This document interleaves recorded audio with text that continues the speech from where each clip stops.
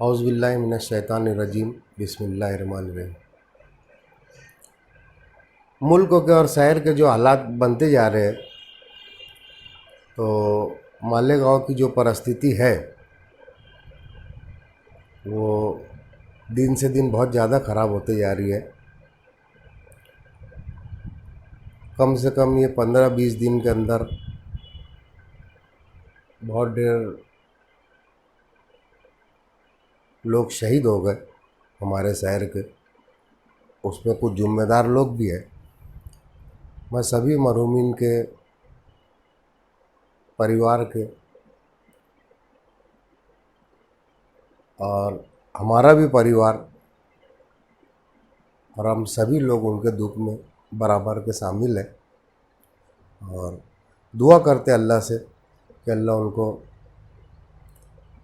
रमज़ान महीने की बरकत से मग़फ़रत फरमाए और दर्जात बुलंद फरमाए रब्बुल आलमीन, और उनके परिवार को सब्र जमील अता करे। हालात के पेश नज़र हमेशा से जो मालेगांव में होते आ रहा, ये 20-25 साल से मैं शहर में नाटक देख रहा। जब भी कोई परिस्थिति में शहर आता है तो ले दे के जो पावरलूम मज़दूर है और या और भी जो मज़दूर है उनके ही ऊपर पूरा आके आफत का पहाड़ टूटता है।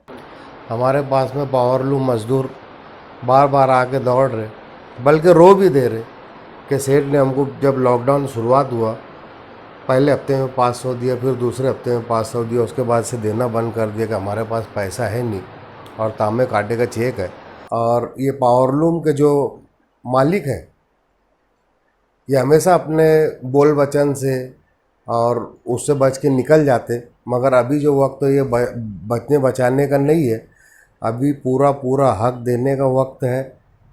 अगर कारोबार यहाँ पर पावरलूम कारखानेदार सेठ को चलाना है या उसको कारोबार करना है तो उसको मज़दूर को अभी के हालात के हिसाब से लेकर चलना ही पड़ेगा। इसके लिए हम जिला अधिकारी कलेक्टर साहब से भी गुजारिश करेंगे, प्रांत साहब से भी गुजारिश करेंगे, इससे पहले भी बोले कि आप शहर के हालात पर ध्यान दो। जो लोग बीमारी से जूझ रहे हो तो जूझ रहे, उनका तो मामला है ऑलरेडी टेढ़ा, मगर जो अच्छे ये दर दर भटक रहे चावल के लिए, गेहूँ के लिए, बाजरी के लिए, तेल के लिए, शक्कर के लिए, तो शासन और प्रशासन क्या कर रहा और कब तक के चलेंगे ये। तो हमारे एरिया में खुद मंत्री महोदय है और मंत्री महोदय के एरिया के अंदर अगर भूखमरी बढ़ती है तो फिर हमारे को समझ में नहीं आ रहा कि फिर ये मामला क्या चल रहा फिर ये।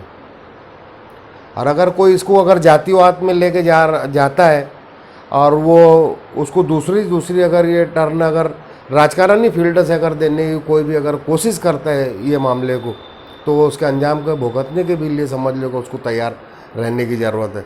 अभी हुकूमत महाराष्ट्र ने दफ़ा लगा दी, दफ़ा 144 है, 188 है। ये तो दफ़ा का शहर की आवाम, सूबे की आवाम, मुल्कों की आवाम पालन कर रही है, पुलिस का मार भी खा रही। अब कोई शौक से मार नहीं खाता, उसको उसके हालात बाहर निकाल रहे।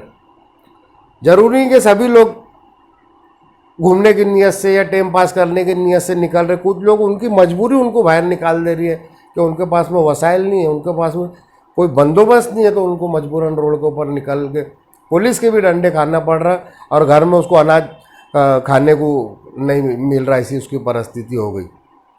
अरे मंत्री महोदय क्या कर रहे बाजू में होके, ऐसी रिपोर्ट आ रही उधर आउटर एरिया के अंदर सब लोगों को फैसिलिटी मिल रही है बराबर तरीके से, कोई परेशान हाल नहीं है, और इधर सिटी के अंदर जंजाल पे जंजाल बढ़ते जा रहा, कोई बोलने वाला नहीं है। तो इसका बहुत जल्दी से जल्दी सभी ने मिल के, जो लोग जिम्मेदार इसके अंदर आते हैं, बोल वचन चलेगा नहीं, मोबाइल पे आके अमके का ढमके पे इल्ज़ाम, ढमके का ढमके पे इल्ज़ाम लगा के कोई बच सकता नहीं। ये शहर को अब इंसाफ की एकदम सख्त ज़रूरत है और उनको इंसाफ मिलना चाहिए। और अगर 2-3 दिन के अंदर मालेगांव के सेठ लोगों ने मज़दूरों का मामला मुकम्मल तौर से हल नहीं किए तो ये बात मुख्यमंत्री तक के पहुंचने वाली है। और ये कोई सादी बात है नहीं क्या इसको नज़रअंदाज किया जाएगा? जितनी बढ़ सके बात को बढ़ाएंगे और मज़दूरों का हक उनको दिलाने की पूरी कोशिश करेंगे इंशाल्लाह। और ये नाटक अब चलेंगे नहीं, इसका निवारण होना चाहिए, मंजूर होना चाहिए।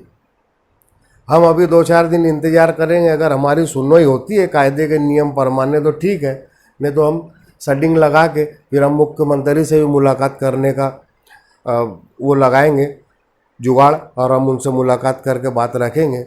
और ये चैनल के ओर से अगर वहाँ तक भी हमारी बात जाती है तो उन्होंने भी जाग जाना चाहिए, और शिवसेना और कांग्रेस और राष्ट्रवादी कांग्रेस तीनों मिल के हुकूमत कर रही है सूबे के ऊपर, और तीनों के ऊपर ये क्लेम जाएगा अगर एक के भी साथ अब इसके बाद से नाइंसाफ़ी हुई तो। अब सिर्फ शहर के और सूबे की जनता को इंसाफ मिलना चाहिए, ये मरने का और सुसाइड का सब सिलसिला बंद होना चाहिए।